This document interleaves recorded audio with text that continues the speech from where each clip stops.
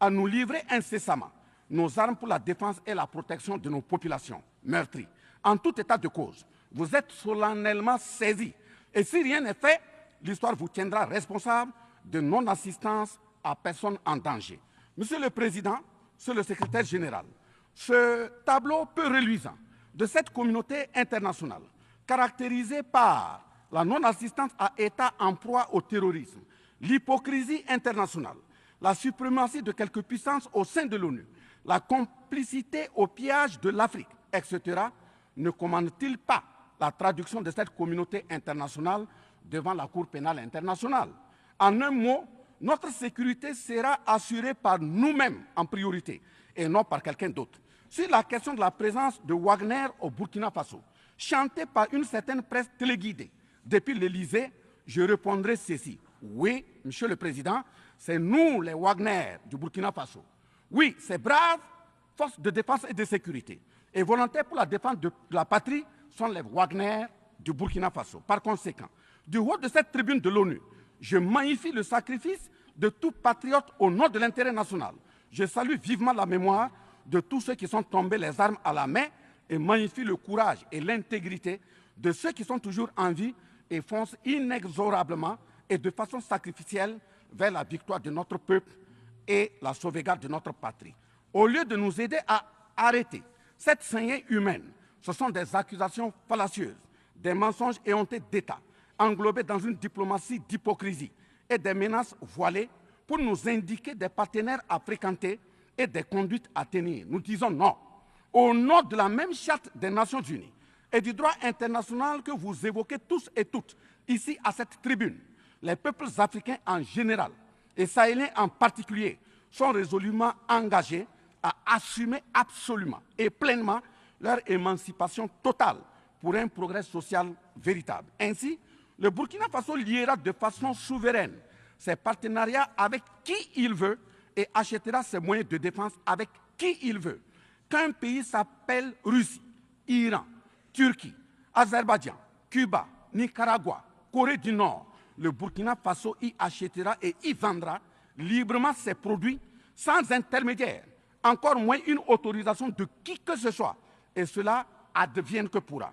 Monsieur le Président, Monsieur le Secrétaire général, parlant toujours d'hypocrisie et de mensonges d'État, dans cette question de lutte contre le terrorisme, en général et dans le Sahel en particulier, voici d'autres faits que vous n'ignorez certainement pas et j'en suis certain. Primo, dans le Sahel, nous avons près d'une dizaine de milliers de soldats d'armées étrangères, composés en majorité de soldats français, mais également des soldats américains, allemands, italiens, etc., avec des armes, des matériels volants et de surveillance des plus sophistiqués au monde. Et malgré tout, personne ne voit des colonnes de centaines de terroristes se déplacer pour aller servir la désolation et la mort, souvent avec des armes inimaginables. Au Mali, au Niger et au Burkina Faso, il n'y a ni usine de fabrique d'armes, ni de munitions. Qui recrute donc ces terroristes? Qui les entraîne? Qui les dote en permanence? Qui les nourrit et avec quels moyens? Croyez-vous à cette philanthropie au nom de laquelle des Occidentaux vont envoyer leurs militaires au Sahel mourir pour des beaux yeux des Sahéliens? Si oui, qu'est-ce qui justifie les énervements et autres gesticulations puériles et diplomatiques dès qu'on dit à la France de déguerpir militairement? La vraie raison, ce sont les ressources du sous-sol au Sahel. En effet, l'Assemblée nationale française a voté la loi numéro 057-7-27 du 10 janvier 1957, parue dans le journal officiel de la République française du 12 janvier 1957, portant création de l'Organisation commune des régions sahariennes, OCRS, qui regroupe des parties du Mali, du Burkina Faso, du Niger, de la Mauritanie, de l'Algérie, etc. Cette zone n'a jusque-là pas d'égal dans le monde en termes de richesse de sous-sol. À titre d'exemple, la nappe phréatique la plus importante va de la Mauritanie à la Somalie, en passant par le Mali, l'Algérie, la Libye, le Niger, etc. Le journal Le Monde du 23 juin 1957 avançait le chiffre de 6 à 7 millions de tonnes de pétrole comme production potentielle annuelle du Sahara.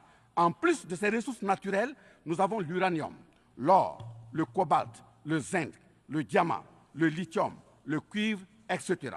Si vous, les Occidentaux, vous aimez tant les Sahéliens pour y amener vos militaires, mourir au nom de la démocratie, de la liberté, des droits humains et de la paix, pourquoi tout le continent africain, qui compte 1,3 milliard d'habitants, dont le deuxième continent le plus peuplé, avec 30 415 873 km² et 54 États, n'a aucun siège permanent au sein du Conseil de sécurité avec un droit de veto. N'est-ce pas là, au-delà d'un crime d'État, un crime onusien? Donc, halte aux mentions diplomatiques grossiers consistant à dire que ces puissances impérialistes viennent au Sahel pour défendre la démocratie et des droits humains. Parlant de droits humains, je vous rappelle que la première charte au monde sur cette question de droits humains de l'homme est bien celle de Kouroukan-Fougan de 1236 au Mandé actuel Mali. De ce fait que les moralisateurs expansionnistes gardent leur rhétorique de respect des droits humains à géométrie variable pour leurs terroristes qu'ils encadrent. Secondo, l'Afrique n'aime pas comparer les morts. C'est un manque d'éducation que de le faire. Par conséquent, je m'incline respectueusement sur la mémoire de toutes les nationalités ayant perdu la vie en Afrique en général et au Sahel en particulier. Ainsi, sur les sorties hasardeuses, condescendantes et malheureuses du président de la République française Emmanuel Macron, et qui frise souvent le ridicule, tout en se glorifiant d'une hypothétique condescendance sur les peuples africains, je m'impose le devoir de lui faire un petit cours d'histoire sur sa propre histoire. Voilà pourquoi les salles de classe sont faites pour que les enfants apprennent les cours et grandissent bien, que de s'adonner à autre chose, au risque de se perdre à jamais. Mais pour commencer, je précise qu'aucun peuple africain ne s'est opposé au peuple français. Il n'y a pas donc de sentiment anti-français en Afrique. Il n'y en aura jamais du fait de notre légendaire hospitalité et amour du prochain. Il n'y a que les peuples africains refusent la condescendance, l'arrogance, l'insolence, la suffisance, le paternalisme, le pillage de ses ressources et le crime organisé. En effet, pour votre mémoire, M. Emmanuel Macron, d'abord, je rappelle l'appel à travers la BBC en Angleterre le 14 juin 1940, lancé par votre propre grand-père, le général de Gaulle, à l'endroit de l'Afrique pour venir sauver la France des griffes des nazis. Comme rappel, nous avons 17 000 Maliens morts pendant les 2 guerres mondiales, d'une dette de sang que la France semble avoir occultée. S'ils le veulent, qu'ils aillent dans le livre, confère livre de Bakary Kamia, professeur agrégé de l'université Sorbonne. J'ajoute dans ce même document, à la page 344, au tableau 21, les vétérans soudanais des 2 guerres. Il en résume un total du Burkina Faso, du Mali et du Niger à 82 208 combattants qui sont tombés. Et au niveau de l'Afrique occidentale française, il y a eu 154 519 combattants mobilisés, qu'ils se confèrent donc aux sources Henri Léger, rapport de fin de mission en AOF Dakar, le 13 juin 1950, archives du Sénégal, code 4 D 68, entre parenthèses 89, voire annexe 5.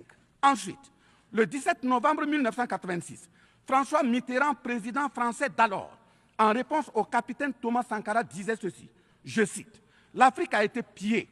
J'ai parlé de matières premières. J'aurais dû parler des hommes. Pendant des siècles, on vous a exploité humainement. On a volé vos hommes, vos femmes, vos enfants. On s'est servi de vous. Je comprends votre refus, votre révolte, et j'approuve votre combat. Vous avez raison de refuser d'être un continent sacrifié.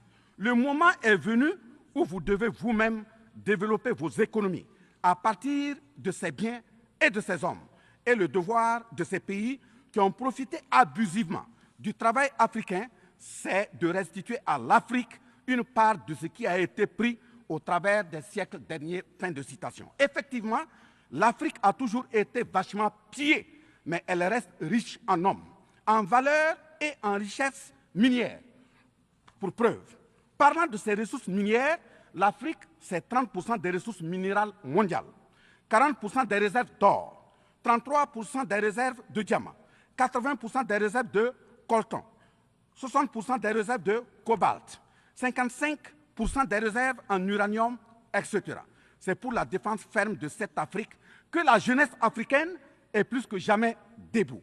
Monsieur Macron, avez-vous encore besoin d'un peu d'histoire pour vous remémorer? Enfin, bien avant cette sortie regrettable et donc malheureuse du président français Emmanuel Macron, il s'était attaqué, comme tant d'autres de ses compatriotes politiciens, à la maternité africaine. Et là aussi, je tiens à lui rappeler que l'Allemagne compte 80 millions d'habitants environ sur une superficie de 347 000 km² face au Congo, qui a 95 millions d'habitants sur une superficie de 2 345 000 km². Deuxièmement, la Belgique compte 11 millions d'habitants sur une superficie de 30 000 km² face au Gabon, qui a 2,5 millions d'habitants sur une superficie de 267 000 km². Troisièmement, la France compte 68 millions d'habitants sur 672 329 km² face à la Namibie, qui compte 2,5 millions d'habitants sur une superficie de 825 000 km². C'est fort de tout ce qui précède que, justement, Aimé Césaire, paix à son âme, disait, je cite, « L'Afrique est le seul continent au monde où les populations chantent et dansent et applaudissent pour ceux qui les appauvrissent, les affament et les torturent.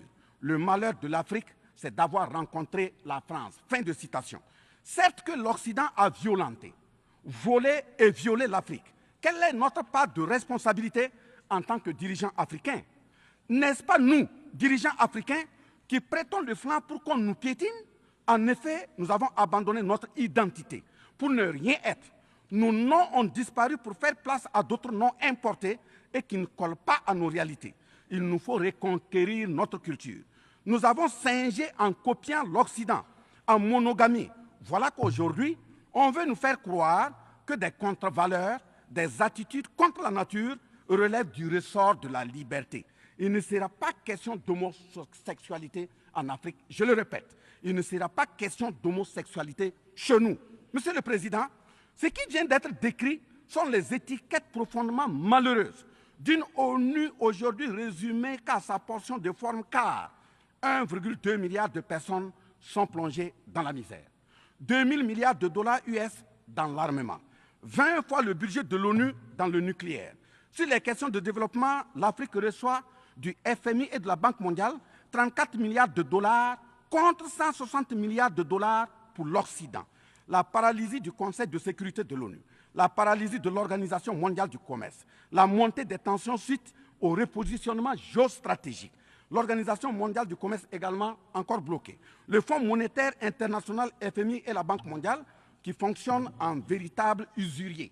L'Organisation mondiale de la santé qui est de plus en plus dominée par les firmes pharmaceutiques de rente, donnant ainsi une priorité commerciale que sociale aux vaccins tels que le vaccin contre la Covid-19. L'ONU qui devient de plus en plus l'ombre d'elle-même de par les tentatives de sa prise en otage par un conglomérat de puissances internationales impérialistes, brouillant ainsi la clarté et le sérieux dans ses prises de position, etc. Par conséquent, les peuples africains en général, et sahéliens en particulier, se battront vigoureusement pour que la CEDEAO, l'Union africaine et l'ONU soient des institutions au service véritablement des peuples du monde pour leur profonde émancipation et le progrès social véritable. Parce que ce sont les manquements de ces organisations, leur manque de sincérité, leurs décisions clientélistes et à géométrie variable, la couverture des tripatouillages constitutionnels, avec leur lot de crimes, la promotion de la mauvaise gouvernance, le pillage, la désorganisation sociale et la corruption qui conduisent immanquablement au coup d'État, qui ne sont donc que des conséquences. Traitons donc les causes et les conséquences disparaîtront d'elles-mêmes. Mais si nous continuons avec ce jeu de l'Autriche, à la diplomatie d'hypocrisie, aux mensonges éhontés d'État, aux crimes organisés, aux